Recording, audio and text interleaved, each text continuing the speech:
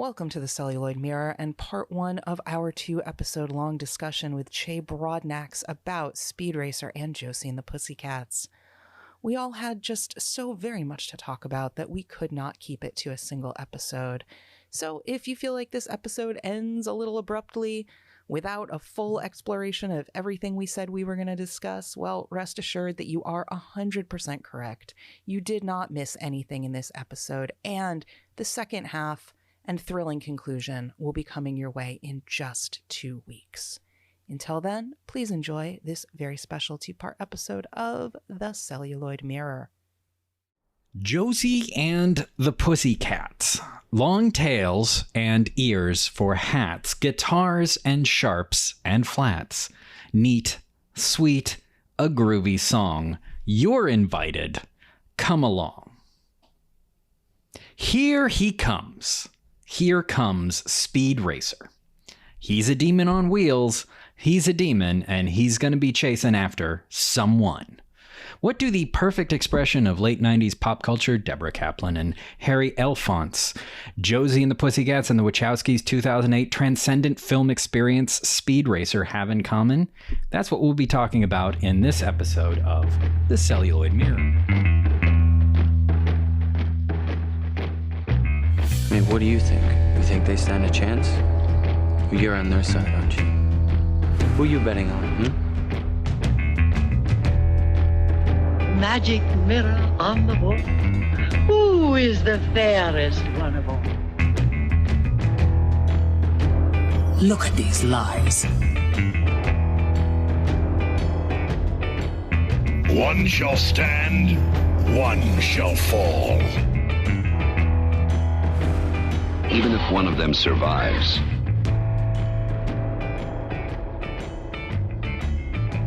the only way to stop him is to make another movie.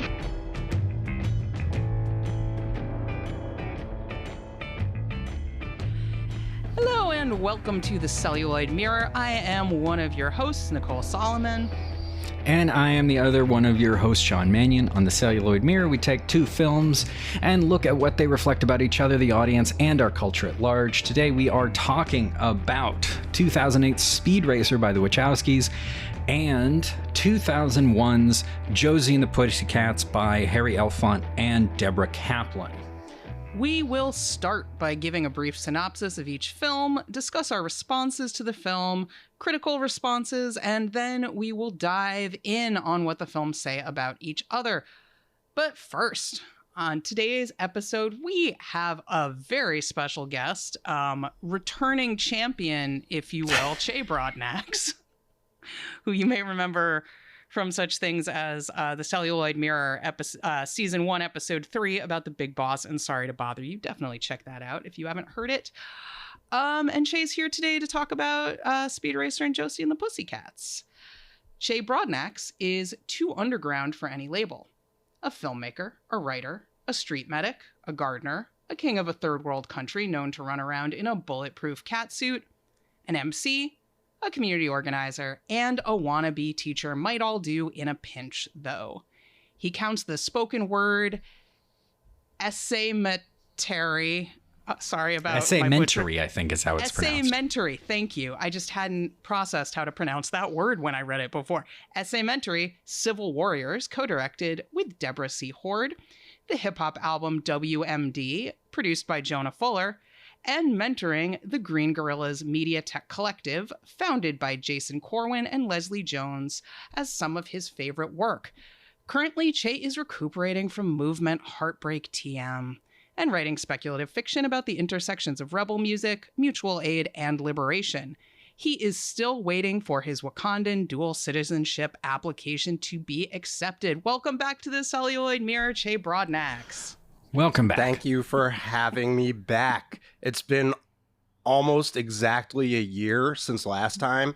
That's true. And I am just thrilled to be on this episode talking about 2 movies that hold a deeply special place in my deeply special heart. And we are so happy to have you here doing all of that. I guess we should tell our listeners, if they're not already familiar, what these films are about. Sean, would you like to tell people about what happens in Josie and the Pussycats, what that movie's all about? Yes, I would. So Josie and the Pussycats starts off with the worldwide sensation du jour, a boy band that if you remember the 90s, are very, very familiar, who then are sent to their deaths by their manager, who lands just outside of a small town called Riverdale. And in Riverdale, there is a band called the Pussycats, led by Josie with her pals Val and oh God, what's Tara Reid's name? Melody. Thank you. So Val and Melody, Josie, Val and Melody, the Pussycats, who are a not so successful indie band with fantastic music that nobody really appreciates. They're playing Melody Valentine, full name. Oh, thank you. That's a name. That is. And they're playing the bowling alley for as long as they have the lane rented. And once they hear on the MTV news that du jour has died, they're inspired to go out there and life is fleeting. So we got to go out there and we've got to find the fame. And so they go out there trying to play the streets. Big ups Serena Atchell, by the way, of MTV News. Yes. Seriously. OG anchors. Absolutely. And then while they're out there, they're discovered by the former manager of du jour, who sees them at one of my favorite moments of the movie as they're walking down the street. You get the Meatloaf playing, great use of Paradise by the Dashboard Light. And they're lit up by the lights of his car, and a sign walks by that says #1 band in the world. And he's like, well, I've found my next victims. We discover that he works for Parker Posey, who is running an evil multinational corporation.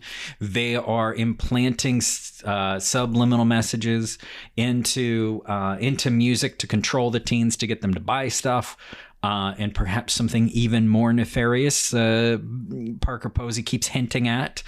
In her feathery outfit, and Josie and Val and Melody are taken to New York City by the manager, and there they get makeovers and they play more songs, and they seem to be taking over very quickly. There is quick rise to fame there.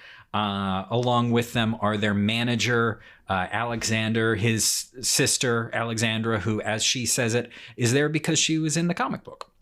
Although I will take a moment to point out that I'm still I'm sad that Sebastian isn't there. Her cat, who looks like her. It's disappointing that we don't get Sebastian in the movie, but it is basically a perfect movie. You know what they're saving Sebastian for? With Josie and the Pussycats in Outer Space, the inevitable sequel. Outer Space, yeah. If only.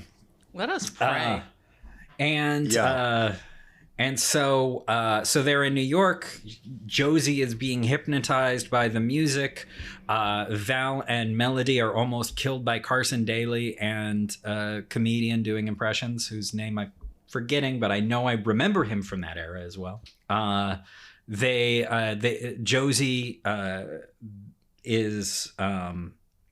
discovers the messages that are hidden when she's walking down the street, and in the only section of New York City not covered in advertisements, she trips. And I will also say one of the only parts of the movie not covered in advertisements. The spell is broken. And she leads the Pussycats in triumphing over Parker Posey, who it just turns out wanted everybody to like her because she was unpopular in school, and that really nobody really loved her before, except for the band manager played by, I'm spacing on names today. What's Wyatt. The band man? Wyatt. Wyatt, played by Wyatt Alan Frame. Cumming. Played by Alan Cummings. who we discover was actually white ass Wally from school. And they have a weird loving moment that inspires the band manager to get naked. There is a concert at the end where Josie encourages everybody to be themselves and not submit to the evil whims of the corporations. And that is my very sort of thin description of Josie and the Pussycats, because it's such a dense film. I just wanted to just kind of get the basics down. Because just put the skeleton there. Exactly, because there's so much meat on the bones of that honestly very short movie, relatively speaking. It's like a straight 90 minutes, I think, but it's a dense text, which it doesn't get enough credit for. Anyway, that is my description of Josie and the Pussycats. That's a description of Josie and the Pussycats. Very accurate. Che, do you want to give us a description of Speed Racer so our audience can know what happens in that movie? Yes.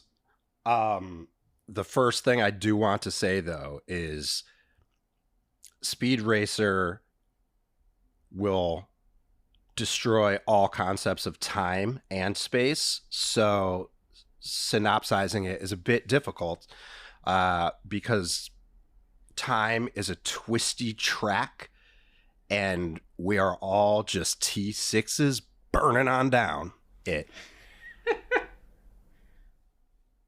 Speed Racer. We open in the locker room at Thunderhood Raceway. Thunderhead? Thunderhood sounds dope too. Thunderhood does sound dope. Okay, it's Thunderhead Raceway. That's the real thing. The teenage Speed Racer taps his foot in anticipation for the big race. Immediately, we are thrown into the past where a young Speed Racer at school can think of but one thing: race car driving, which his teacher tells his mother after he fails a test. And after one of the most charming dream sequences that's ever been filmed. I guess we could talk about that later. I'll talk about it right now. He's drawn a little flip book of race cars driving and using the technology we have actually been speaking of earlier, as the camera wraps around a young Speed drawing at his desk. The background is wiped clear by his head, and we're in his imagination where he's driving his school desk as a race car, and the background is just kid drawings of other race cars. And here's where we get our first taste of like, oh yeah, this is anime, because even the background is like, like painted line streaks or whatever. So right off the bat, we know, oh, okay, this is a cartoon. We're adapting cartoon material. This is a cartoon. Everything's about race car driving. The opening scene of the movie is like a mini narrative that takes us through the young Speed Racer's relationship with his older brother, Rex Racer, as he learns how to drive cars, not just cars, my friend, but T6s or T8s. Are those the new ones? I don't know. It doesn't matter. He learns how to drive. And what he really learns right off the bat in the beginning of the movie is not to steer, but to drive. That sounds like it means something, but also sounds like it doesn't mean anything, but it totally means something. We also learn that Rex Racer was so good and, has the track record for Thunderhead Raceway, and that at some point, Rex Racer left the Racer family business to drive with the big corporate things, corporate race sponsors, and died after becoming a very dirty racer. Died in an accident in a cave, and the family buried a body in a graveyard, so he's so dead. He's so dead. And he's so dead. And we learn that when he left Pops Racer, Speed Racer's father and Rex Racer's father, Pops Racer, was like, if you step out that door, Rex, you know, you leave forever, whatever parents say when they're cutting you out. And he does. So it's just, whew, big injury there. So now here we are 10 years later. Listen, this sequence, Speed Racer is racing. In the past, Rex Racer is racing. In the past, Rex Racer is teaching young Speed Racer how to drive. And in the present, Speed Racer is racing Rex Racer's ghost. He is ahead of the pack. He's not racing anyone else out there. He is racing after his brother's ghost, which will be obviously the theme of this entire movie. By the end of this extended opening sequence, we see that Speed Racer could actually outperform Rex Racer and beat his brother's record. And at the last minute, as Speed Racer and the literal ghostly apparition of his brother are neck and neck, Speed looks at his brother, lets off the accelerator, and I tear up a little bit. Rex Racer's record will stand, but Speed and his family know. They know. Mm-hmm. They know. So, after that amazing showing, we get to meet the full Racer family in their home life, which includes Pops Racer, already mentioned, Mom Racer? Yeah, I think she's just Mom. Yeah. Just Mom, no S. Mom. Mom Racer, Susan Sarandon, of course. We meet Sparky, who's sort of like not really adopted, but he's always over there. He's the Jazz to their Banks family. So he helps out Pops build with the cars and stuff. And of course there is the youngest Racer child, Spritle, and his companion, Chim Chim, who is obviously a chimpanzee.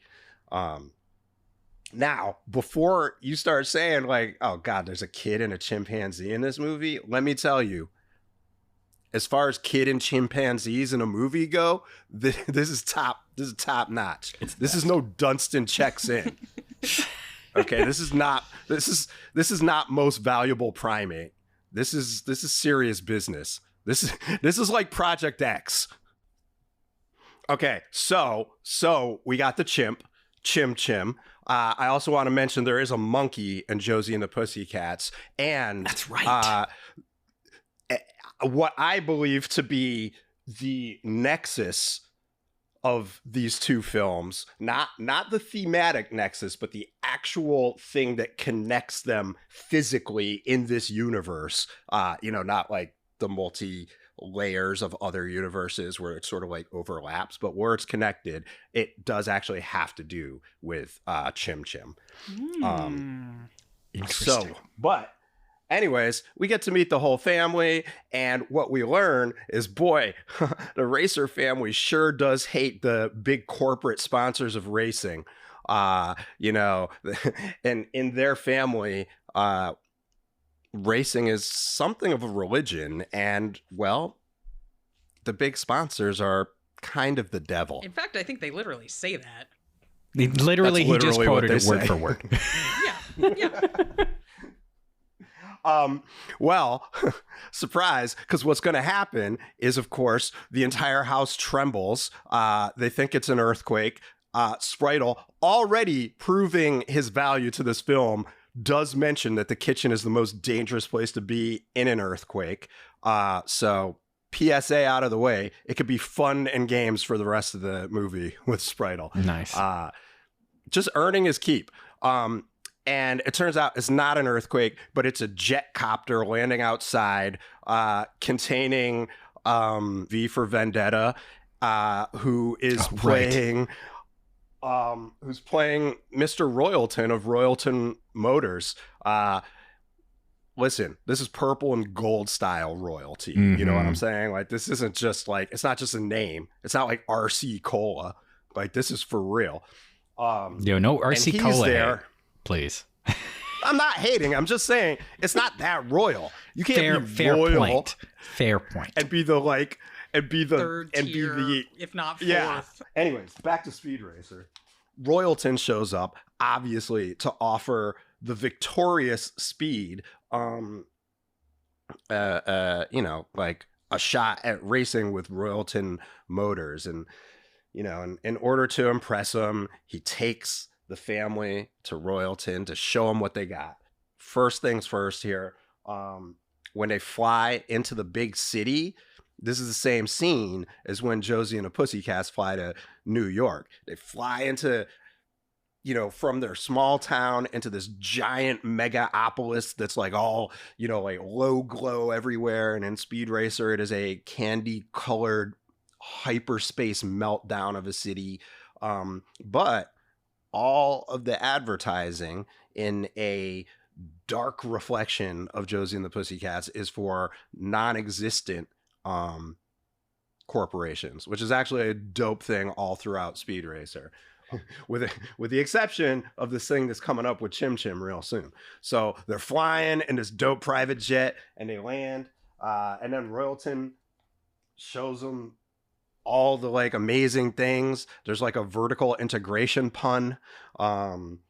There's all sorts of like cartoon shenanigans where they're putting their drivers through extreme tests. And then not only are they like Royalton, this guy's a capitalist, right? He wants to impress them with all of their innovation and all of their improvement, right? So he's got all the tech now, all the best new technology, all the best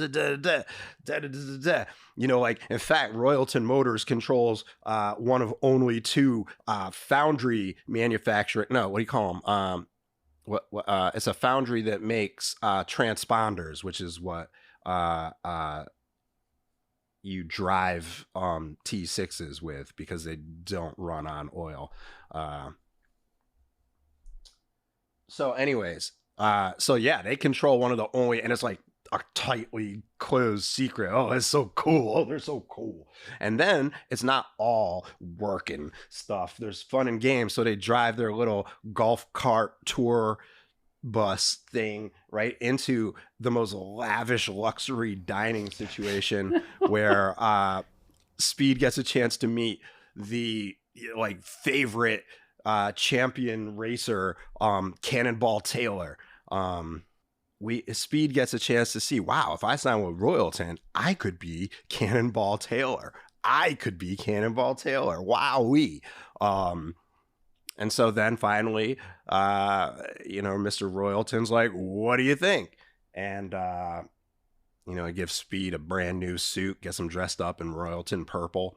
And Pops drops the knowledge that's like, we're all about family first. And, Speed wants some time to think about it.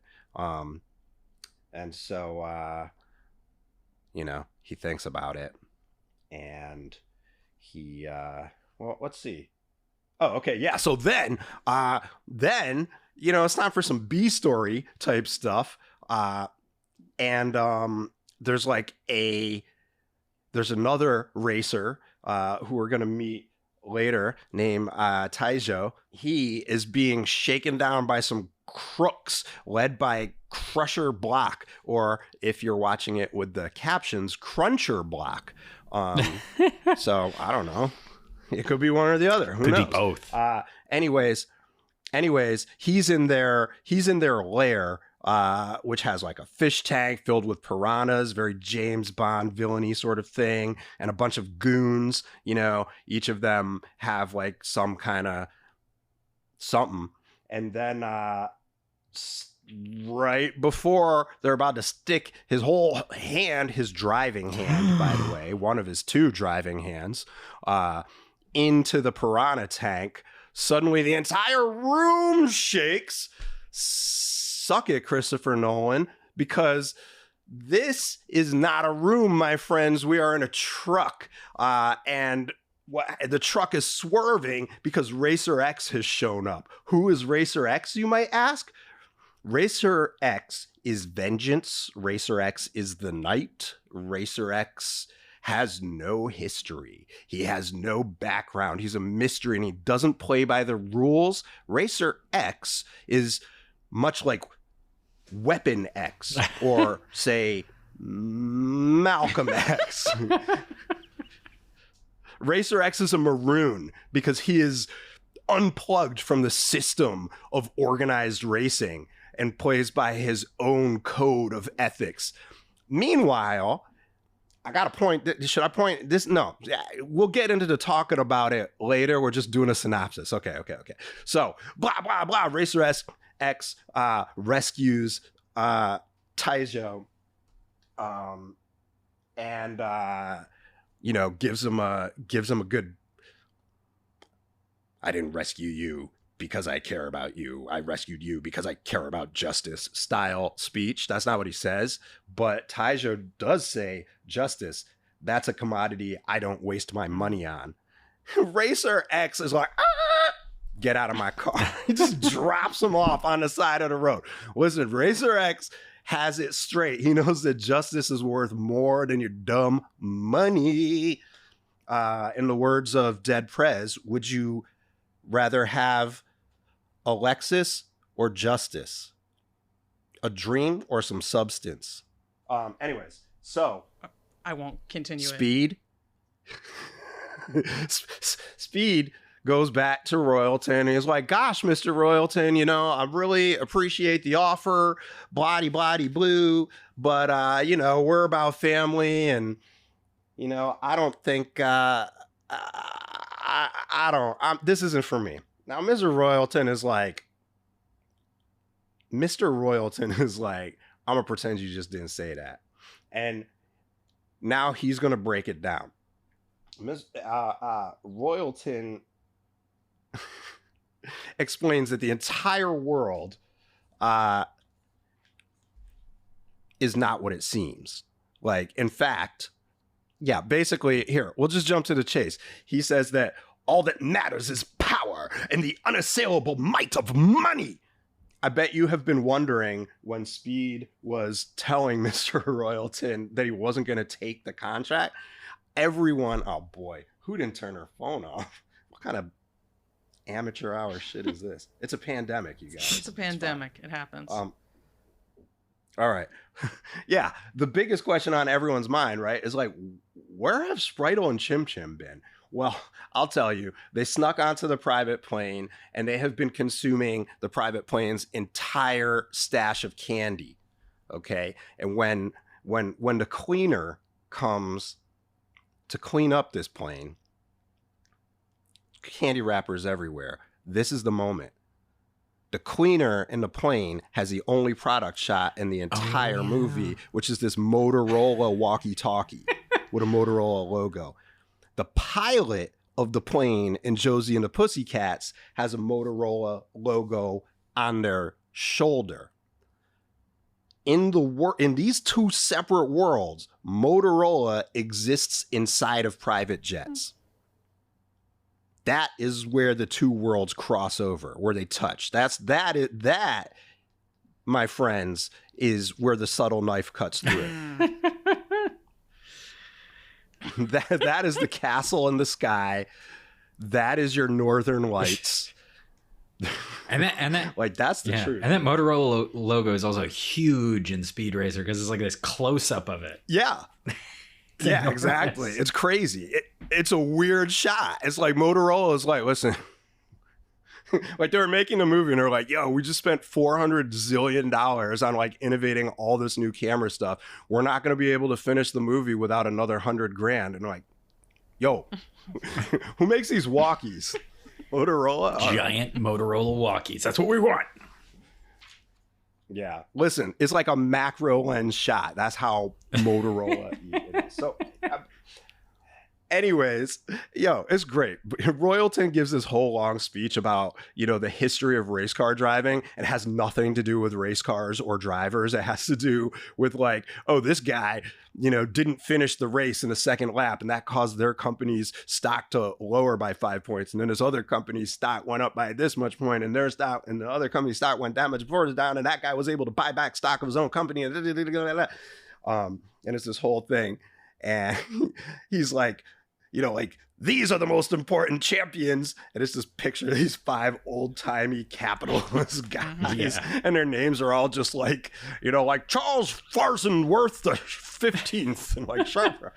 Anyways, long story short, this guy just thinks that money and power and control is everything. And he reveals that ever since the 43 or that every Grand Prix ever has been like fixed and the, you know, finishing order is decided and blah, blah, blah. And the whole thing, it's all fake.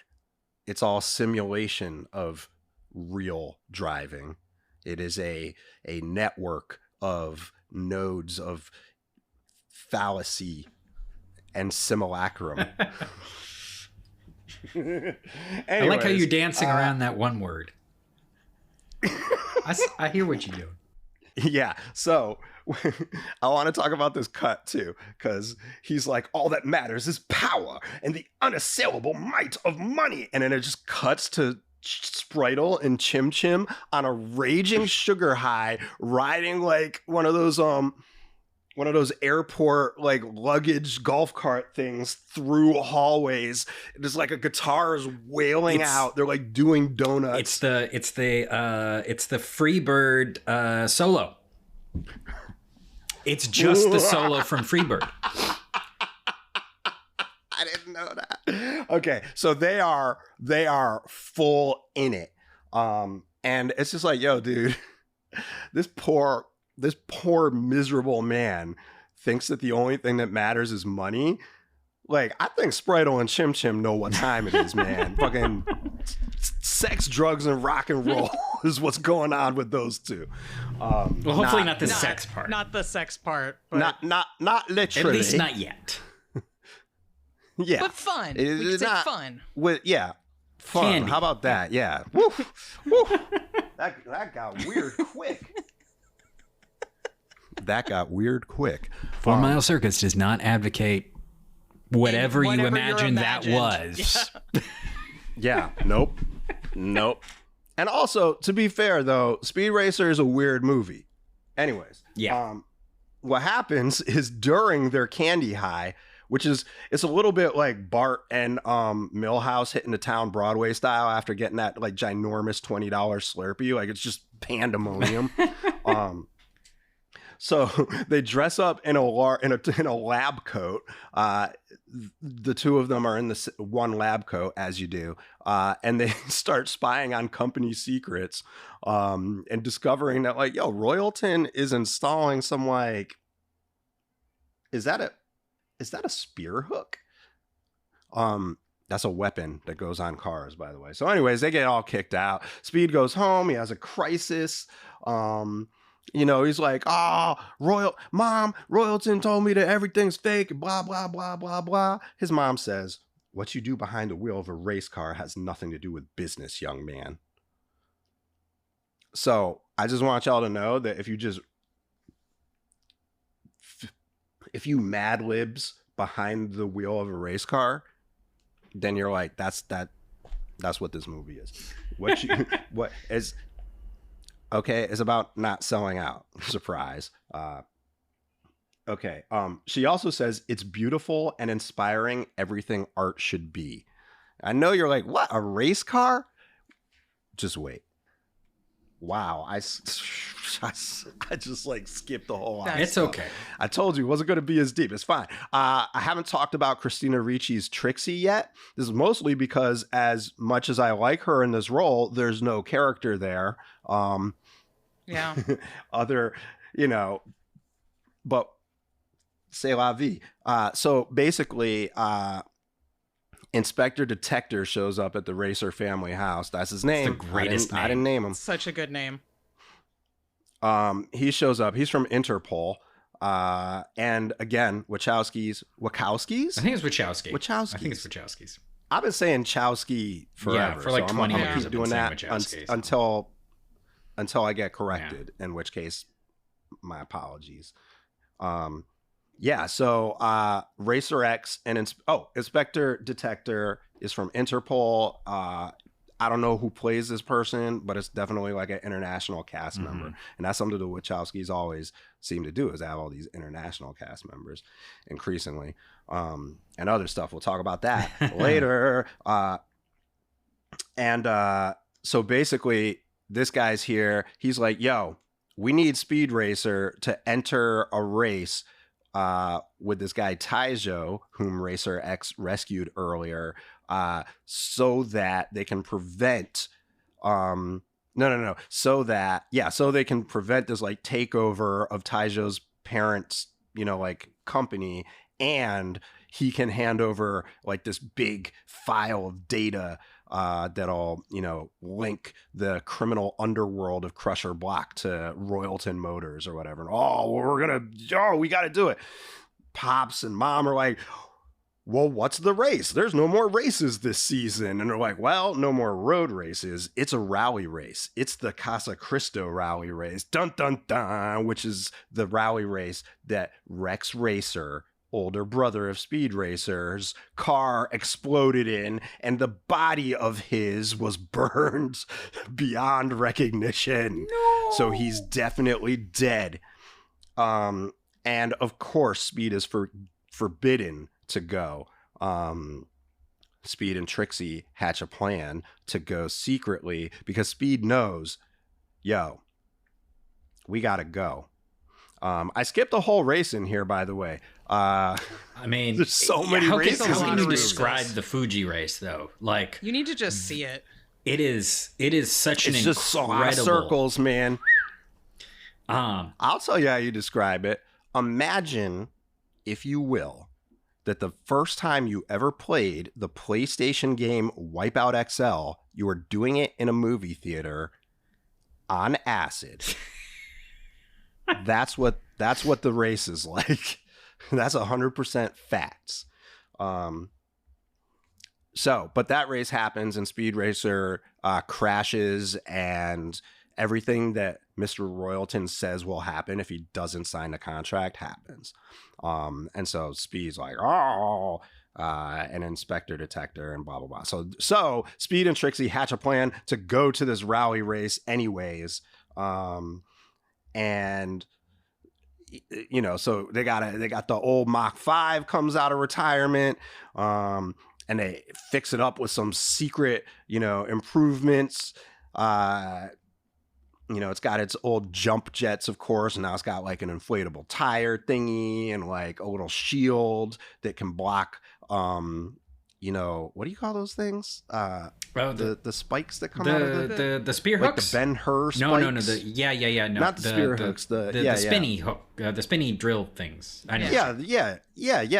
The Ben-Hur things. A little thing that he can block those, some bulletproof, whatever, a bunch of doodads and whatever, some James Bond ish. Mm-hmm. So they hook his car up with that. All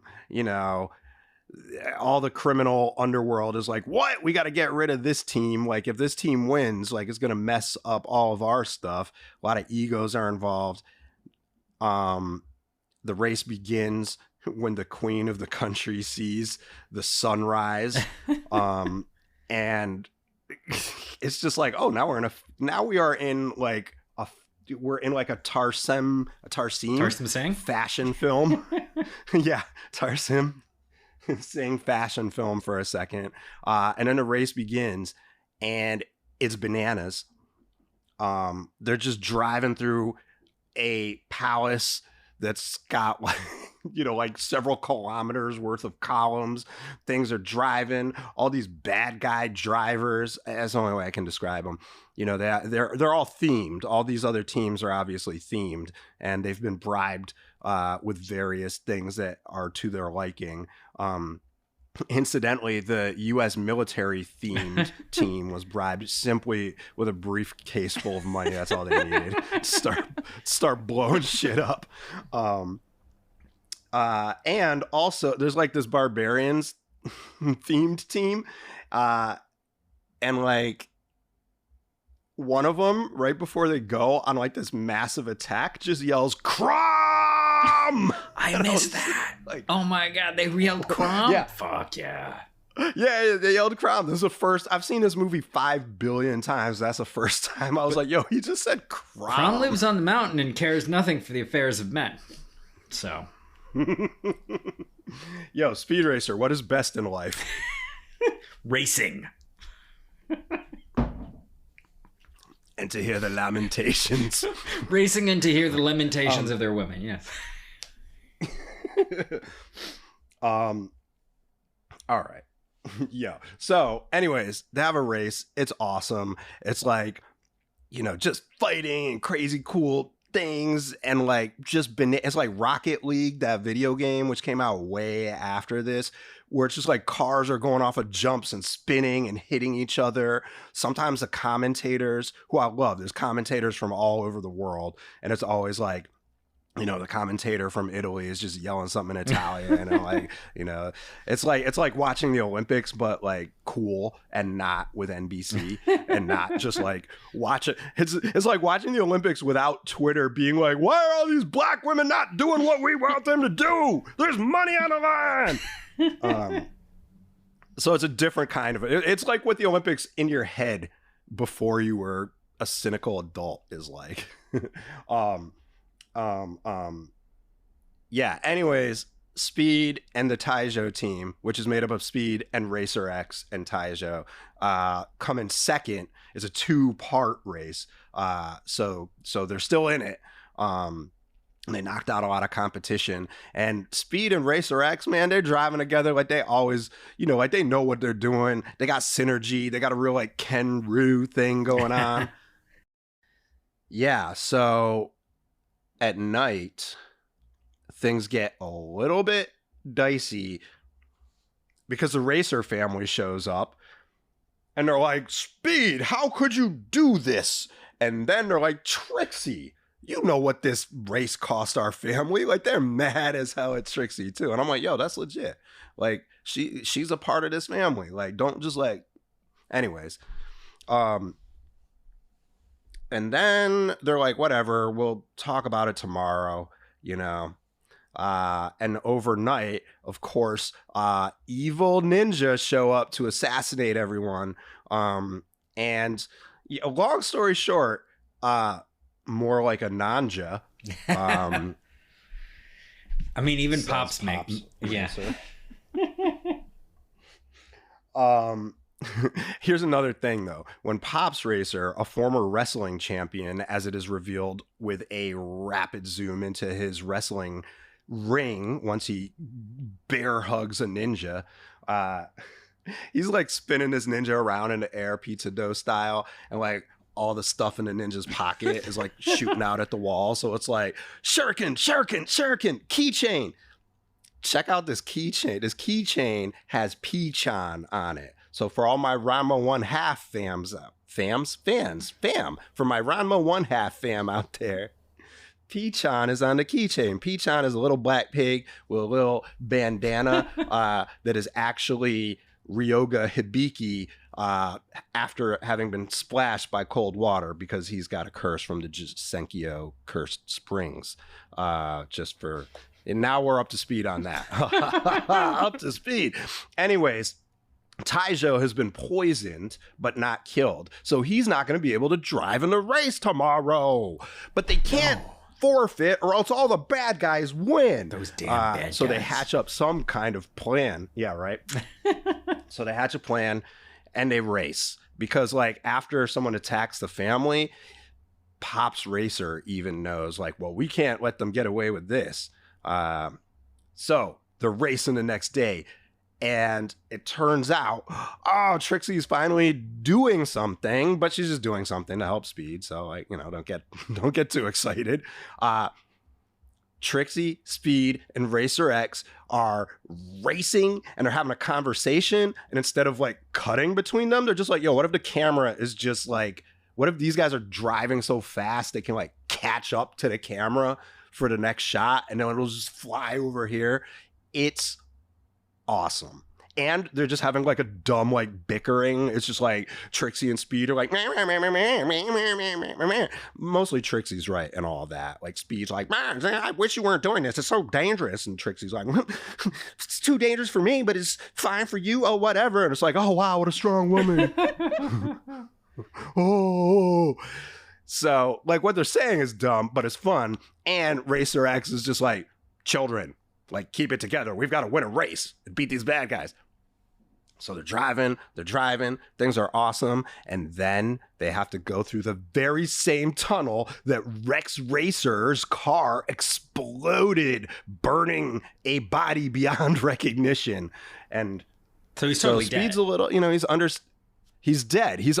Speed is shook because he buried a body that came from a burning car that crashed in there.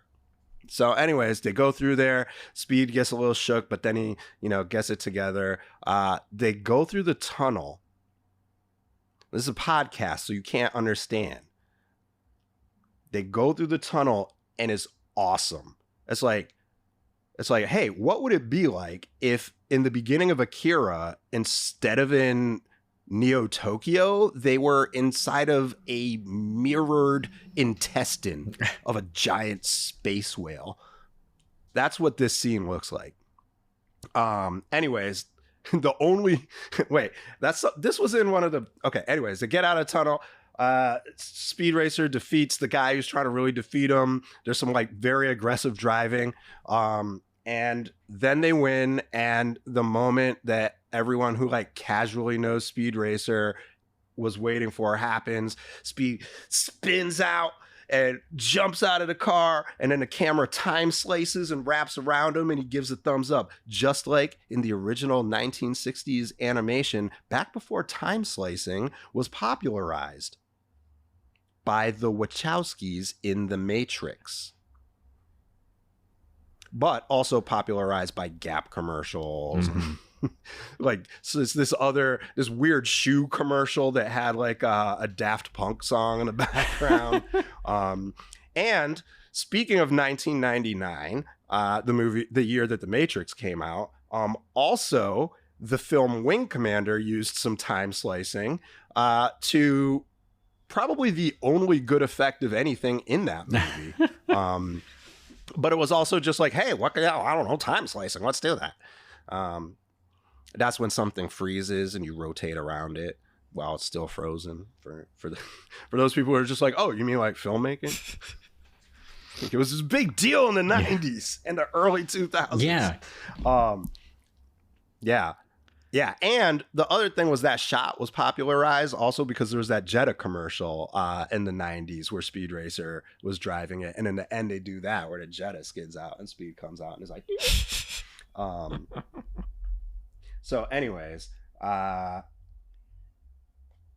they win the race. And then you think this would be the last race of the movie and you would be wrong. So Taizo, this guy, it turns out his father's company gets sold anyway, just at a much more favorable price. And so then what happens is Royalton winds up owning both transponder foundries, so he controls all of the energy in the world. This whole thing was just a big thing to control all the energon cubes or whatever.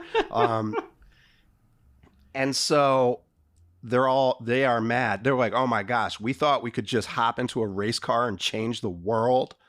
That's not possible. We can't change racing. Can't change it. So Speed has a dark night of the soul. What do you call it? Long dark tea time of the soul or whatever. And just goes to Thunderhead and just race. He's not even wearing a helmet, man. He's acting irresponsibly and self-destructive. He's so full of sad. I love this scene. I love this scene though because it is a proto or an archetypical scene. Like this scene literally is in the superhero movie that my friend Matt Sears and I wrote in 1999 for like our final film project, where like someone who is fast goes out and it's just like the Fellowship has been broken and you're like, I gotta run it out. I gotta run it out. What's that movie, Marathon Man? I bet that's in there too. I mean, there's like Nazis in it, so why not? I think that's the dentistry scene in that one where he's being tortured with the dentistry. Yeah. That's all I know about that movie. I haven't even seen it, but I know about that dentist scene. I haven't seen it in like yes, a decade. Yeah. It is an archetypical scene that is found in many, Yes, many it is, films. absolutely. Yeah, especially if you're fast, because you gotta run it away out. from what's But haunting what can't you. you run away from? Can't run away from yourself. When Unless you're run so then fast, you can yourself is duplicate there. yourself. Oh. And then there's two of you, so that's even worse. Exactly. The Flash can do that. Sometimes. I'm having But I won't get into the it. most intense deja vu. And since we're talking about duplicating ourselves and going fast and like traveling faster than the speed of light and transcendence through speed, like I don't know if I am having deja vu or if the Matrix just experienced a glitch. Could be both. Hard to tell. It's so anyway, I mean, listen, I watched Speed Racer last night, so like as we know, the gate between the worlds is open. So okay. Right. So where were we at? So everything was ruined anyway. And Speed is out there going as fast as he can, and then Racer X comes up in his rearview mirror, and Speed's just he's lashing out, so angry, and he doesn't know how to deal with these emotions because really he's frustrated. He thought he could change the world and he didn't. So that is a fucking bummer. So, and here comes Racer X, this fucking guy. And they start just like, I just have to imagine what that is. Wow. And then, like Racer X gets like spun out of control, and Speed gets out of his car. He's like, Racer X? Racer X? Racer X is like, Jesus, kid, you really can drive. Haven't been thrown like that in a while. And Speed's like, admit it, Racer X. You're really my brother, Rex Racer. That doesn't make He's like, what? any sense. Racer Rex is actually Rex Racer? No. And he takes off his mask, and it's actually the father from Party of Five. I mean, the older brother. Not the Latin version of Party of Five. Oh, that's right. But the white version. You may not also know him as the doctor from Lost, the doctor who never ever in the seasons that I watched seemed to learn his lesson from his flashbacks. To like relinquish a little bit of control. You're not God. You're just a man playing a surgeon on this show. I am off the script. No, it's good. Racer X. So Racer X, it turns out he's not Rex Racer. He's just Racer Rex. And Speed's like, oh. Whoops, my bad. And then they have like a heart to heart. How do I know? Like, why am I even doing this? Racer X tells him, oh man, what does he say? He says, you don't climb into the cockpit of a T1. Is it a T-180? No, that's the kind of that's what Luke Skywalker. Oh, a T-180 Skyhopper. Right. Okay, so what is it? Is it T8, T5, T8? You don't climb into the cockpit of a T8 to drive. You climb into it because you're driven. What? Oh man, my guy is dropping false but also true knowledge. It's like that's the thing. This is the same thing as The Matrix. Like the first time you see The Matrix, and you'd be like, yo, was that a movie about gender? And you're like, yo, was that a movie about capital? Yo, was that a movie about organized religion? Yes. That's the same thing here. It's like the answer is like, yeah. Yeah, man. You don't, I love that. You don't climb in the cockpit to drive. You climb because you're driven. Each of us has to find a reason to do this. And like Speed's like, how do I know? I don't know what he says. So I'm like, well, how do I, blah, blah, my reason. And Racer X like, I don't know. That's for you to find out. But when you do, I hope to God I'm there to see it. Dude, Racer X also big shout out to Matthew Fox. That's an actor, right? For wearing that extremely narrow leather bodysuit that's like 100% what Racer X is like in a cartoon. Mhm. Like he really, that could not have been comfortable in any way, shape, or form. That's like it's like basically what happens. You go to a party in Hollywood and it's like Matthew Fox and Scarlett Johansson just being like, yeah, man, it's fucking The chafing. this whole leather thing, right? Anyways, so Speed Racer comes home, and luckily Taijo's sister, a character whose name is Taijo's sister, I think. This movie doesn't pass the Bechdel test, by the way. So Taijo's sister shows up and is like, hey, because of some technicalities in the racing rule book that don't matter, but are fine, they're not like obscure or anything. There's an extra ticket to the Grand Prix that our team won at that rally race that was so awesome earlier. So my brother isn't going to drive because he's a dishonorable poo-poo. So here, you rightfully earned this. So in a Charlie and the Chocolate Factory moment, the Grand Prix is about to begin, and who shows up? Someone with the last golden ticket, and it's Speed Racer, and they gotta let him in. Oh boy. Mr. Royalton and the big money people are not happy about that. Cannonball Taylor, the previous champion, is not happy about that. And so Royalton offers $1 million money bucks to whoever takes out Speed Racer. And they're like, he won't even start. Speed Racer has to navigate a gauntlet of just really badass looking assassin drivers. There's like a guy just shaving with like a sword. There's like a bunch of people that they look nasty, man. They don't really look nasty. They look awesome. Yeah. They look like I would choose each of those characters in a video game. I wouldn't know which one would be my favorite offhand. They all look awesome.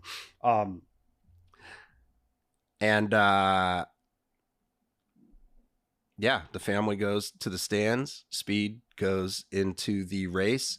Racer X is watching with the Interpol guy, Inspector Detector, and with Okoye. And then the race begins, and right off the jump, somebody tries to get in Speed's way, and as Speed has does a bunch of stuff, gets out. They can't stop him. He's driving very aggressively, and he's like doing really well, and he's just racing really well. This racetrack is bananas. This racetrack is designed to have like zoetropes built into it. Sometimes the track itself is a LED screen that is showing the race on it. It is you cannot understand this unless you have both played Wipeout XL and the Tokyo Megaplex level and another game, the PlayStation 2 game SSX Tricky, which is a snowboarding game. Or if you ate 1,000 Skittles before coming to see this movie, you would be able to understand what you were looking at. You would taste the rainbow with your eyeballs. Taste the rainbow with your eyeballs. That might be the episode title. I think that for a second I was thinking like mirrored intestine of a space whale might be the episode title, but taste the rainbow with your eyeballs. Taste the rainbow with your eyeballs might be it. Yeah, that is because that works for Josie. It does. So listen, the race is awesome. It's roller coasters. It's like spikes. It's moguls. It's all that stuff. Speed Kit Kat. Speed eventually catches up with Cannonball Taylor, and they're neck and neck. And Cannonball Taylor is like, oh hell the F no. And so they're like fighting, they're racing, and Speed, I don't know why I love this so much in 2008, but like after Speed drives really hard and like knocks Cannonball Taylor, he says, get that weak shit off my track. And I lost my shit in the movie theater. I was like, oh, what? Speed is talking shit. I was like, oh my God, what? And now, I was watching it last night. I was like, 2008, Emile Hirsch, get that weak shit off my track. I'm like, wow.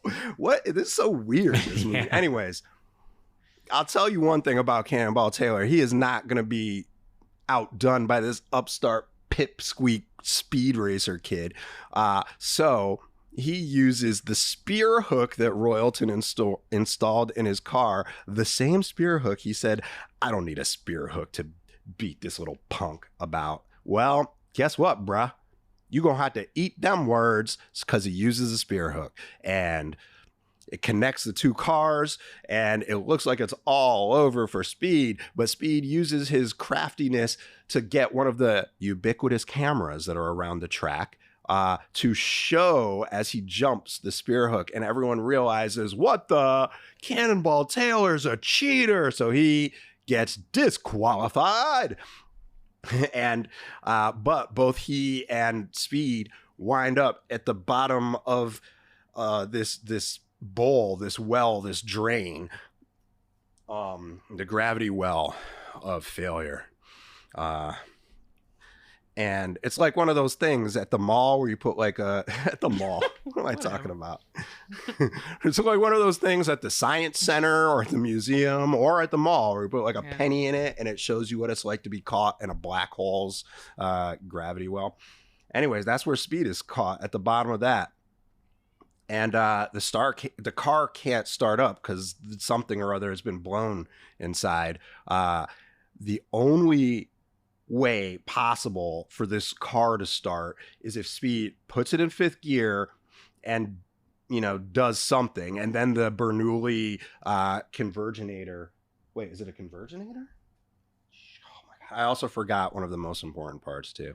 But it doesn't matter. We'll get to it. We just got to finish this race. So the only way that this car is going to start is if Speed knows to do this obscure thing. And they're like, but is he going to know it? Is Sparky, his pit crew, going to know it and be able to tell him?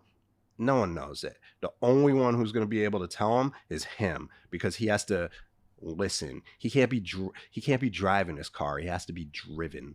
So he just closes his eyes. He turns off his targeting computer. Everyone asks him what's wrong. He's like, nothing. And then he feels it. And the car's in gear. It peels out. It uses the gravity well to build up momentum. What do you call it? Orbital momentum. And then he essentially gets a gravity assist from this thing that shoots him out. He's back on a track. He's going so fast. Now the movie is it's at 11 now, and it stays at 11 until it's over. Speed Racer is going so fast that what before were the zoetropic sides of the race track showing animation, it's bananas now. Everything is smearing together into plaid. It's like ludicrous speed. He's going so fast. He's just knocking people out the track. He's just flying sometimes. He's going all over the place. He drives over the track. The pixels that make up the world start to swirl. He goes so fast. Everyone in the audience is just screaming. It's just pure, everyone is in a moment of group ecstasy as he punches through the fabric of time and space, and the world swirls together into a red and white checker as he sees the face of God and wins the race. And the Mach 5 just sort of skids on melted tires to a finish. Speed Racer regains consciousness. Flashbulbs are exploding everywhere, reflected in his goggles, like a space pilot watching Earth be bombarded by so many Zentradi battleships. He realizes he's won the race. His family comes rushing down. They're so excited. He gets a big bottle of milk that he can chug because it's very wholesome to win this race. Sparky gets to drink the milk and he makes a mess of it. And then Trixie, his love interest, in the strange flirting scene earlier in the movie, he mentions that he's going to scoop her up and kiss her at the end of a big race. And he does, but not before Spritle and Chim Chim interrupt the moment to let you know there's going to be some kissing. Oh, yeah. This is the one time in the movie where Spritle and Chim Chim kind of like bugged me. But again, they had to let us know where to go in the case of an earthquake, and they had to let the cootie sensitive viewers know that a kiss was coming up. So they kiss, and then we get sort of like the official stuff that happens as a result, which is that Royalton Motors gets like is under investigation, and like all these other people, like Cannonball Taylor gets his title stripped, and Racer Motors is like vindicated, and cheaters never prosper. Also, we get some backstory where we find out that Rex Racer didn't die inside of the space whale's crystalline intestine. He detonated it, a bomb in the car, and then he underwent reconstructive surgery to become Racer X. No. The inspector detector asks him, "You ever think you made a mistake by not telling them?" Racer X is like, "If I did, it's mine to live with." He's so Dude, dark Racer and X. handsome. Racer X is like just tall, dark, and mysterious. There's a tall glass of water. He's just got like whoa! I hit the microphone, everyone. He's got listen, he literally has a Wakandan salute just like built into his suit. Like all the time. I'm telling you, Racer X is dope. He belonged to the mosque in Harlem, I think. I think he was he was not one of those guys that was associated with Malcolm's assassination, though. But wait, also, yeah, so Speed's mom, when he wins, comes up and says, "It was beautiful." Because she saw the face of God too. Everyone did. Everyone saw the Matrix and learned how to win the race. Just being driven. That's the end of the movie. Well, it's not really the end, because then you get a remix of the original Speed Racer theme song performed by a band that is made up of like people from every country on Earth. I think it's all the kids that recorded the greetings on the Voyager gold record. I think they reassembled those children together to make a remix rap about Speed Racer.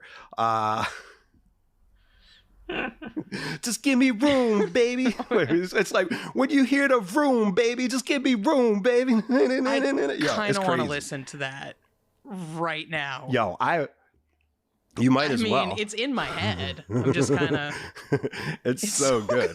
It's such a fun song. And also, while that song is playing, the end credits is just like you're flying through all these racetracks, and there's just footage of like Spritle and Chim Chim in front of a green screen doing crazy things. Like all the chimp antics that you wanted to see are in there. Like making faces, wearing disguises, classic chimp stuff. Also, obviously, listen, you're not going to have a chimp in a movie with bad guys where someone doesn't get poop flung in their face. That's true. Oh, yeah. I forgot that about that happen. whole. Anyways, that's the end of the movie. Yay, Speed Racer. If it was a race to finish our synopses, then I am the DNR in the second lap that changes the outcome of the iodine cells forever. So those were descriptions of the movies that we're talking about today. What are the connections between these movies? I can speak on that for a moment. Obviously, both of these films were made in the 2000s, and they were big studio adaptations of cartoons and or comic books, live action adaptations. Both technically comic books and cartoons. It matters which order I say. No, it in? both are both.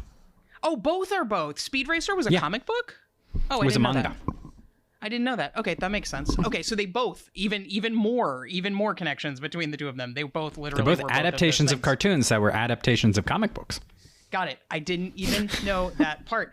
They also both were critically maligned, considered commercial failures, but they did both gain cult followings in the subsequent years. But that's not really why we're talking about them together, because that's all very obvious. What we're talking about, what drew us to discuss these films in conjunction with one another, are their surprisingly similar anti-capitalist critiques and messaging relating to what happens when money and art, whether that art is rock music or racing, commingle. They also have so many other weirdo things in common as well, including the same plot. But except this is why I think this is actually I'm like, it was exciting last time because Sorry to Bother You and The Big Boss are the same movie, but this is exciting because these are the sliding doors to each other. yeah. Because Josie McCoy, Valerie Brown, and Melody Valentine signed a deal with the devil. Oh. And Speed, he refused. Rejects the deal with the devil. Oh, that's That's true. a good point. So what? I think all three of us have seen both of these movies multiple times. Nicole, when did you first see them? I first saw Josie when it came out on like DVD. I rented it and was like, oh, this is great. Like, I kind of intended to see it because at the time, although I was like a little old for it, because this was like right post college for me. But I was into like kind of the teen movie renaissance of the late 90s. Yes. Starting with Scream. I won't go down that rabbit hole, but like that was a very formative movie for me, and I got very into like the teen horror renaissance, but then also was into like the teen everything else renaissance that kind of came after that. With many films we've all seen. Such as Scream or Can't Hardly Wait. Scream. Oh, what I was going to say was that Scream, starring Nev Campbell, also of Party of Five, starring Matthew Fox of Speed Racer. That is very true. That is very true. And you know who else was in Party of Five? Jennifer Love Hewitt, who then starred in the lesser film. I know what you did last summer. Yeah. It is generous to call it the lesser film. That is a generous assessment of I know what you did last summer. I think while Scream is obviously a film that no one needs to talk about on a podcast in 2021, like we've covered that, as genre like remixing or whatever. And I know what you did last summer was sort of like what happened to the teen slasher film in the world that Scream now remade. Mm-hmm. So in a way, it's like it could never be the film that Scream was, because it never set out to be a commentary or meta, but because it existed in a post-Scream world, it had to have like a degree of self-awareness. Also, am I making up that Kevin Williamson wrote? He wrote it. He did. He did write it. Absolutely wrote it, which is part of why I'm like, you couldn't do something a little more interesting. But I think it's. Listen, I love that movie. I won't lie. I think Wes Craven really interpreted his work very well for Scream. I think that made a big difference.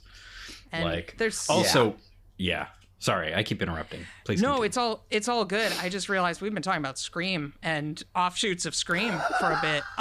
From this Josie and the Pussycats immediate reaction, I was supposed to give. Sorry.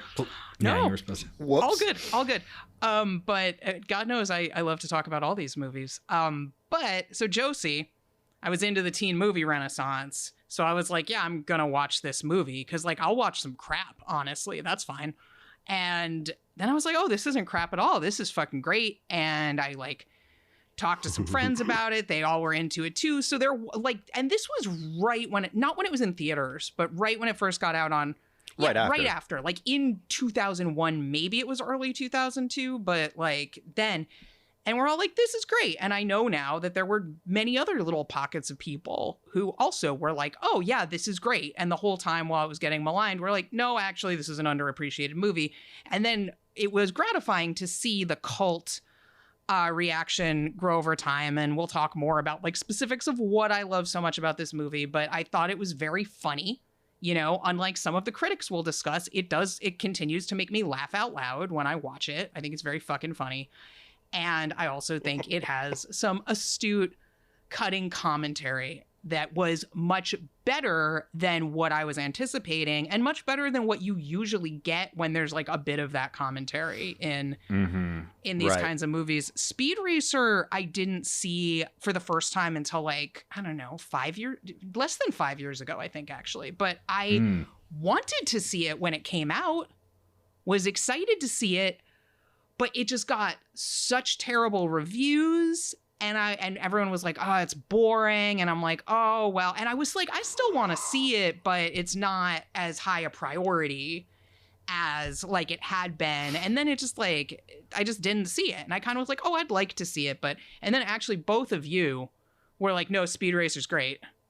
And some other people have also been, and so I was like, oh, this is another Josie and the Pussycats, isn't it? I'm going to have to see this. And then I saw it and I thought it was great. I do have I kind of have two criticisms of Speed Racer, and that's about it. One is I do think it is very unfortunate that the central family is played by white people. Yeah. That was always what was going to happen. I know if you've looked into the history of this film, whether the Wachowskis were attached or not, like other people were going to make this film. It's like, hey, this is what we do. We take some IP, we make a live action movie of it. Speed Racer, camp hit of like the 90s or whatever. And I did used to watch the cartoon when they'd play it on MTV. I wasn't MTV, I wasn't exactly. like deep into it, but I was like, this is fun and charming. And I really like the aesthetics of it. Like I like the way it looks. I watched it on MTV because both at that time I was getting into like anime in the 90s, where it's like go to the video store and get like the 2 anime tapes, but also unabashedly because Will Smith wears a Speed Racer t-shirt in the Summertime video, or rather Fresh Prince wears a t-shirt in the Summertime video. I didn't try that hard because I didn't Google it, but I'm like, I know I'm like, people were wearing the Speed Racer shirt in general in the 90s. That was like a cool shirt to wear. But I was like, there was one video in particular that I saw a bajillion times where someone was wearing it. What was it? And I'm like, was it some Sonic Youth video? Was it, I'm sure it's also in a Sonic Youth video. Now I see it. But, yeah, here it is. A groove slightly transformed. Yes, I won't follow that line much as it would please me to do so. But yeah, so a break from the I think that's unfortunate, but I also know that 100% of the casting for this film, like that's what was going to happen in the mid 2000s when they were going to do this. I still feel like it's important to say that sucks. And especially like with the Wachowskis, who are so into, like you were talking about, their international casts, and they stack all the supporting roles. They make that more like international and multiracial and things. But the primary cast is so fucking white, even though like it's not even clear this movie takes place in the United States. Like it's the United States, but it's any town, not even USA. It's like any town English speaking in the world. Like who fucking knows? Could be Australia. We don't know. Exactly. And you know, it is important to mention that like The Matrix also takes place in that not in the same world, but in a world that's like any city, like any late 90s metropolis. Metropolis? That's not how you say that word. It's the city from Babe Pig in the City, kind of. Yeah. It is. Yeah, it's the city. So they go out of their way to make it nondescript in The Matrix as well. Like, which are so obviously The Matrix, and like Speed Racer is kind of like the colorful kids version of The Matrix in so many different ways. 100%. 100%. Yeah, so there's that, and then you two might disagree with me. I do think it's too long.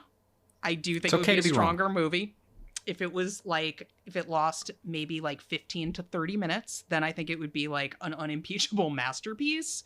But I'm like, I don't know where you could lose that. I was thinking about it while watching it. Like, I feel like you need to like tighten up. I think the problem has to do also with the script, in that the plot gets very complicated, more so than I think it needs to be. That's my opinion. Those are my only two criticisms. Otherwise, like, I'm like, you revolutionized film visually again. You got all your favorite themes in here again, just in kind of like a kid appropriate version, you know? And like, I think it's delightful. I will definitely I think Josie is kind of like more fully successful to my mind at what it's doing, but like Josie and the Pussycats is also one of my favorite movies of all time. And Speed Racer is, I don't know if it's one of my favorite movies of all time, but like it is a movie that I will be watching again and again. Like, and I'm obviously interested in the Wachowskis and Chow. I'm saying it wrong. I apologize. And, you know, it's a delightful entry in their canon of a unique film in cinematic history. A very unique Everybody should see film. it. Like, whether you like it or not, you should fucking see it. You should see if you care about film, at least. If you don't care. And if you don't see it, you don't care about film. Exactly. Yeah, I think that's a fair corollary. When I was watching it last night, I was like, wow, man, this film, we should play this film with you know, like deep cover or something. I'm just thinking about Racer X, man. Like the tragedy of the revolutionary, man. He has to go out to fight the system, and he knows that doing so is going to like cost him everything. His entire identity, his family, his history can never, you know, like everyone says terrible things about him. Racer Hex, the harbinger of boom. You know, like people do not like this guy. And he's out there for the greater good, and he's got the X, man. I'm telling you. So I was like, yo, this movie is about the tragedy of the revolutionary, and you know, and he's out there. He's like, I can't tell you what path to walk, Speed. Like, you got to figure it out. And because it's about revolutionary things, like we were always talking about, you know, as per Wachowskis, the thing that I forgot to mention in my synopsis was that there's a moment when Speed is like, well, it's time for me to leave home because racing is busted, and, you know, like, it'll never change, blah, blah, blah. Racer X says, it doesn't matter if racing never changes. What matters is if racing changes us, or racing changes you. And racing changes Pop's Racer, because when Speed leaves home, Pop's it's like Speed, and it's the same scene as when Rex leaves home, except Pop's Racer doesn't say, if you step through that door, you know, you're no son of mine, or whatever he says. Instead, he's like, I know you got to leave. I want you to know this door is always open. So he breaks the cycle right there. So when Speed leaves, Speed doesn't believe he has to cut himself off from everything to be part of this revolution. He understands, in fact, family first. The only thing that matters is his connection to his family. Whereas Rex is like, my family's so important, I have to protect them by leaving them, with some old-fashioned Spider-Man thinking. You know, but like Speed Racer's like, nah, man, solidarity is what you got to work together. Friends first. Y'all got to be on the same Muni bus pass. Like, they all know. Everybody knows. When did you see these films for the first time, and what was your immediate reaction? I saw Josie and the Pussycats in theaters this April. Because I loved Josie and the Pussycats in sort of a abstract way, having seen it as a kid, like as a very young kid. The cartoon it's the same cartoon as Scooby-Doo. It's the same cartoon as the Globetrotters cartoon. You know, they probably all had like cameos on each other. Jabber. It's the same. Teenagers with a gimmick go somewhere and solve a mystery. And which also, incidentally, is the plot of the original Speed Racer cartoon. And the gimmick, instead of band, is race car.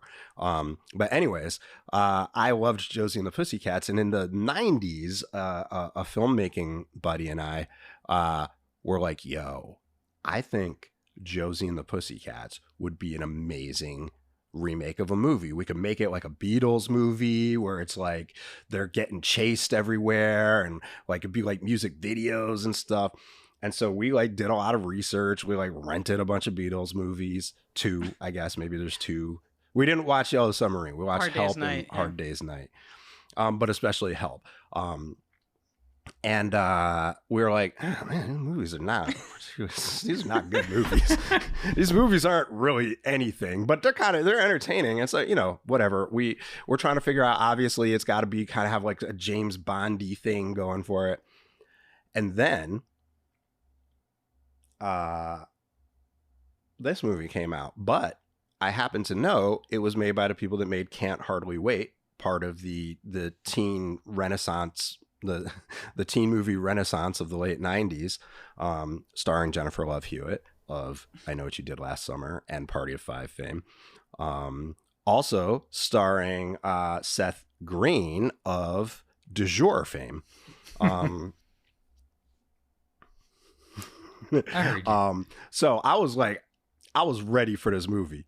I was ready, and I saw it. And I loved it. And there's a little scene where they're in the headquarters and there's all the like messages they're telling teens. One of the messages is Can't Hardly Wait was underrated. And I was like, yeah. Because I was all, and it was one of those rare movies where when I saw it, I wasn't mad that somebody beat me to the punch. I was just like, yo. And it was really funny to me. And there was still some stuff that every time I watch it, there's like new stuff, obviously, that comes out. But I loved it. And I loved it so much that a friend of mine, Lauren, was like, oh, if you like that, maybe you'll like this band, Letters to Cleo. And then, so I downloaded a couple of songs off of Napster and was like, oh, yeah, I like this Kay Hanley lady. Interesting. And then another friend of mine, Julia, burned me a bunch of MP3s, like a CD filled with MP3s. And now every time people are watching Parks and Rec and freaking Ben Wyatt's wearing a Letters to Cleo Aurora Borealis t-shirt, people like text me. They're just like, hey, did you see Ben on Parks and Rec? Yeah. I'm like, yeah, I did. And also, like, you've got to know someone else who knows this band besides me, not like a obscure band. They had a hit. Here and Now was a big hit in the 90s. Here and Now is a fantastic song. And so Josie and the Pussycats has a lot of that Kay Hanley energy, but also a surprise to find out that Kaplan and Elfont actually wrote probably half of the songs in the movie. And yeah, so I saw that when it came out. And also I saw Speed Racer in the theater when it came out. I was like, there's no way. I was like, listen, the Wachowskis were real open. They're like, yo, we love comic books and anime, and we made The Matrix, and it was dope. And so I was like, they're making Speed Racer. Right. They're going to make The Matrix, but for kids, we got to see this. And, I saw it, and obviously it changed my perception of reality permanently. And here we are. No, but in the case of both movies, especially Speed Racer, like I was telling people, like, you guys have to see Speed. Like, even if you hate this movie, like this is an achievement. Like this is like, it's like, listen, you don't have to like Birth of a Nation, but you have to understand it changed cinema. You can. This is,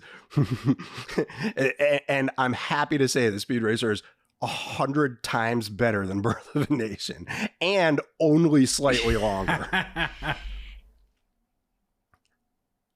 And it's trying its damnedest to undo the damage, but not very well, because there's not a lot of black people in that movie, except for Ben Burns, the man who wins the 43 Grand Prix, but is revealed to have thrown it. But then I was thinking when I was watching it, because they always talk about the 43 Grand Prix as some important race in like the history. So like you think about it as like one of these greatest comeback moments or something. And I'm like, yo, what if the unspoken reason that the 43 Grand Prix is so important is that it's the first time a black racer won? And it's like nobody mentions that in the movie, but it's like part of the movie's background. So that was my headcanon. Played by yesterday. Richard Roundtree, no less. Yes. So Sean, when did you see these movies, and what did you think? Josie, I saw in the theater. I can't remember if you both saw that in the theater. It's well, one, amazing. I also watched the cartoon a lot when I was a kid. I loved the cartoon. Like, it was super fun. And Josie and the Pussycats in Outer Space.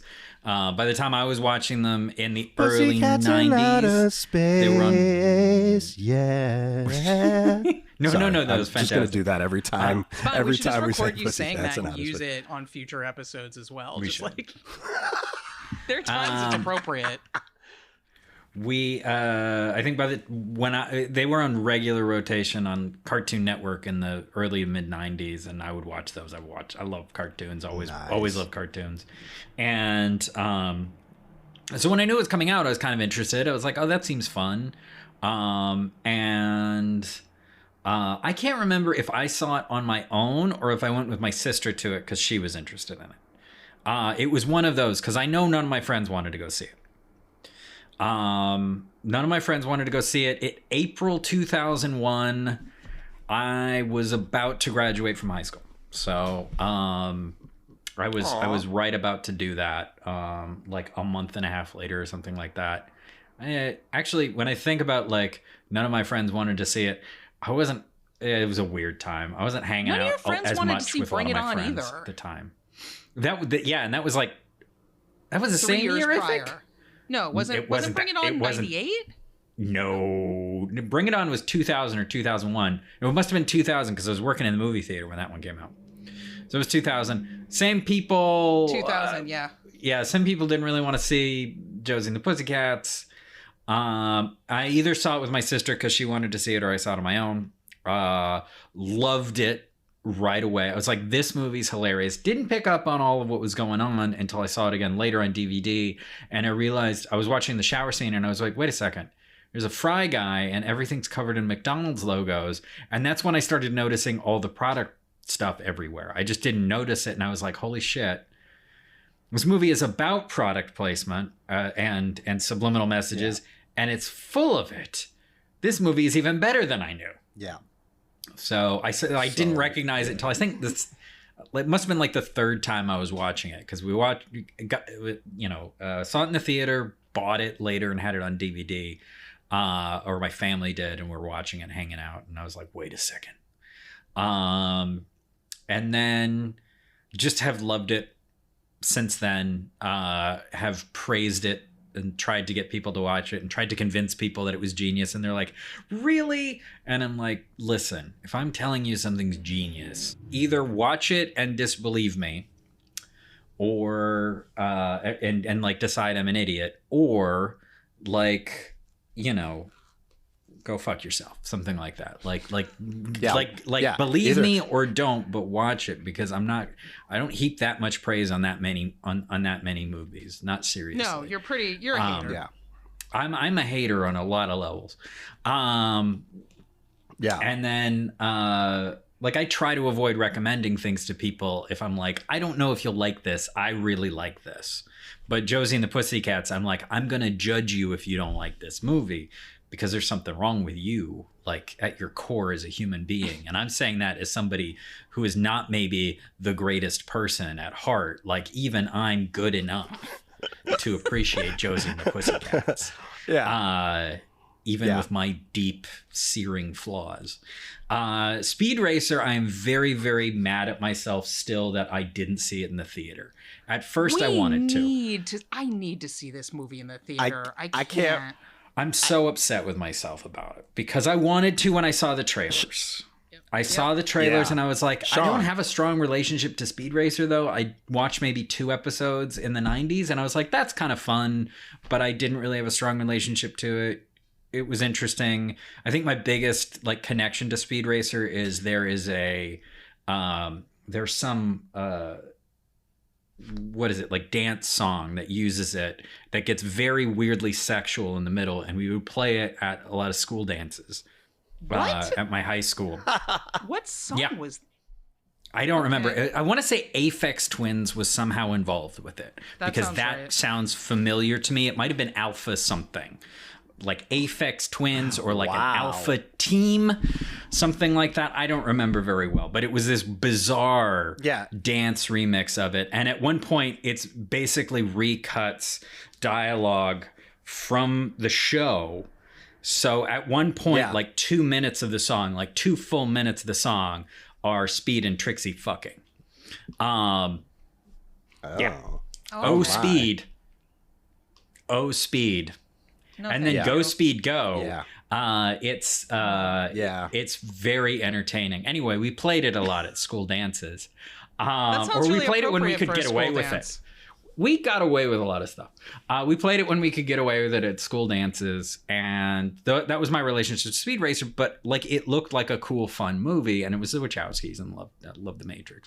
But then I kept seeing stuff about how it was.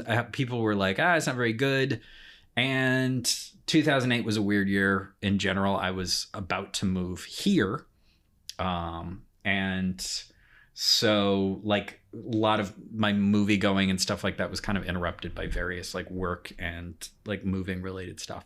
And I guess I got married also. So I didn't catch it.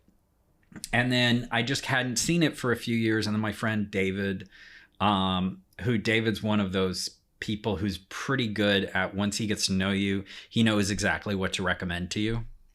And so there are many movies now that are some of my favorites that he's like, this is your kind of movie and you need to watch it.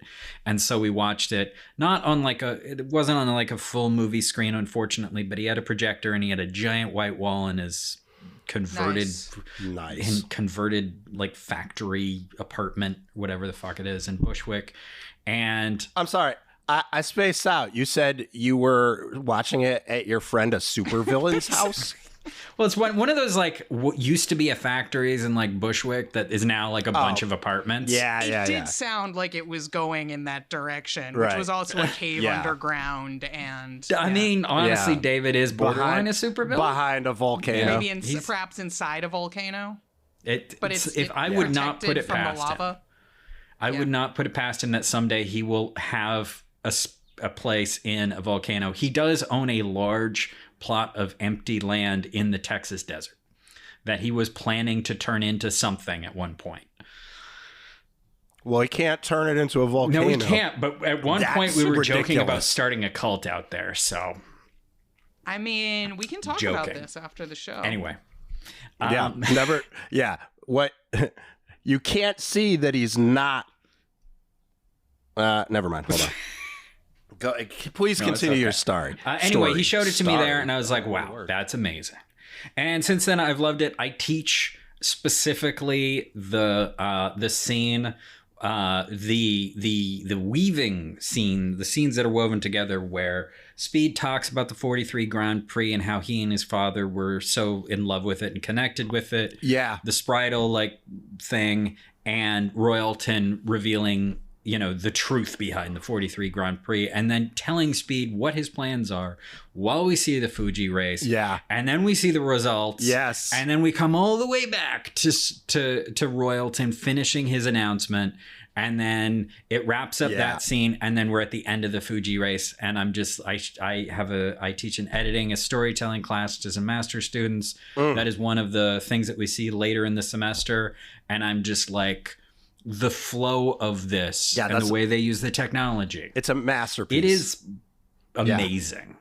It is incredible. Yeah. It's the on and every film like that. I want to jump in. I want to jump in about that sequence.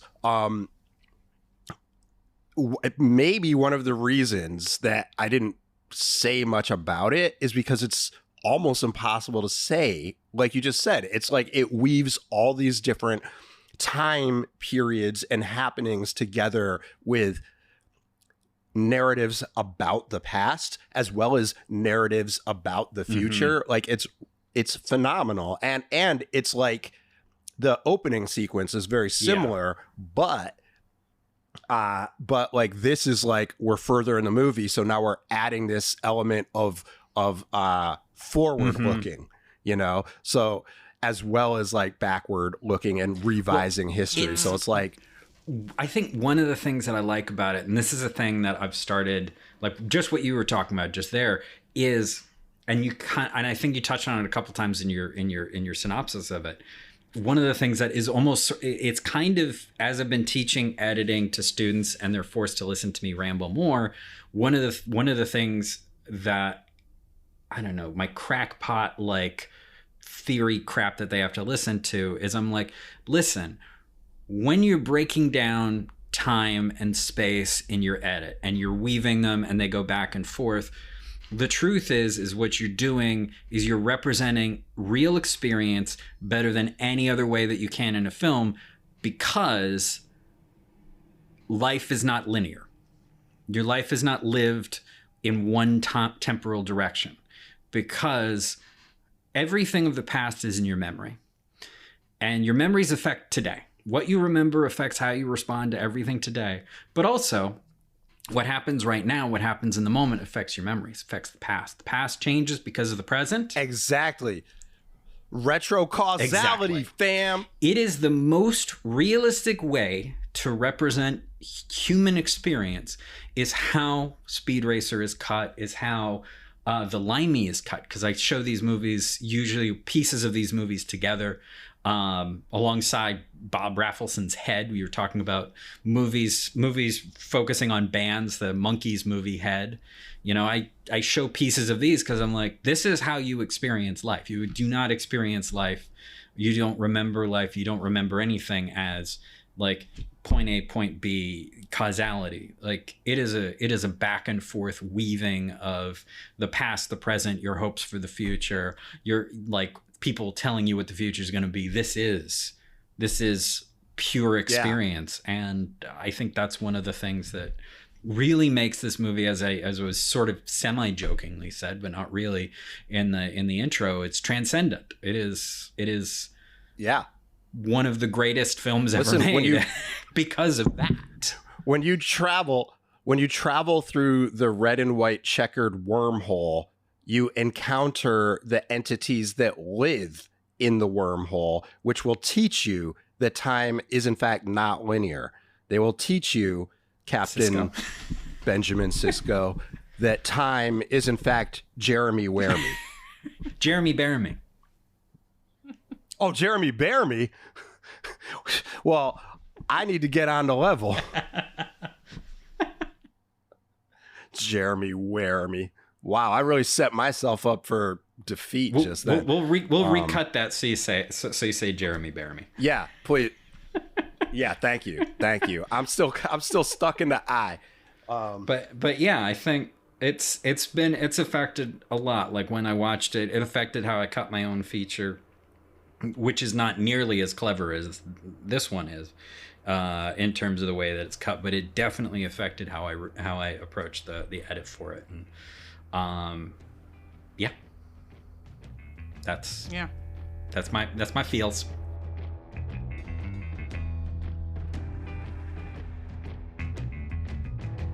The Celluloid Mirror is a 4 Mile Circus production hosted by Nicole Solomon and Sean Mannion.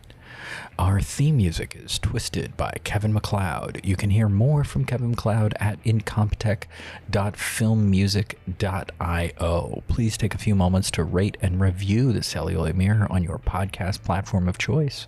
It really helps with discoverability.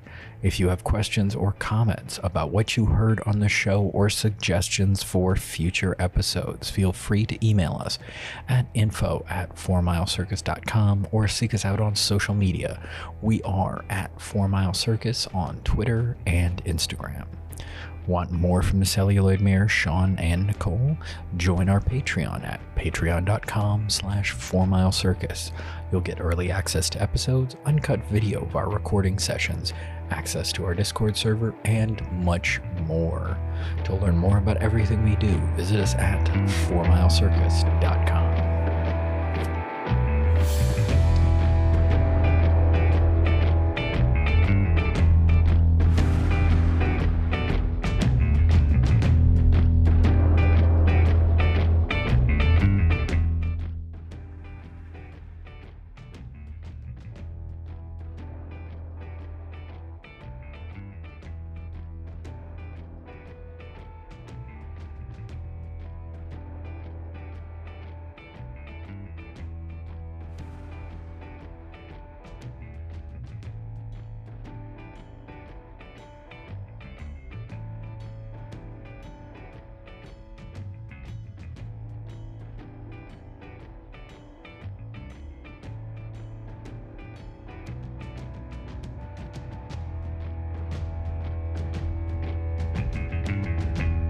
I ended up in that hall of mirrors. There was another girl. She looked like me. Exactly like me.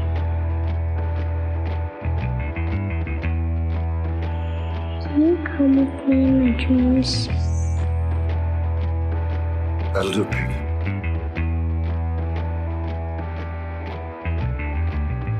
What happens when the story dies? The evil is set free.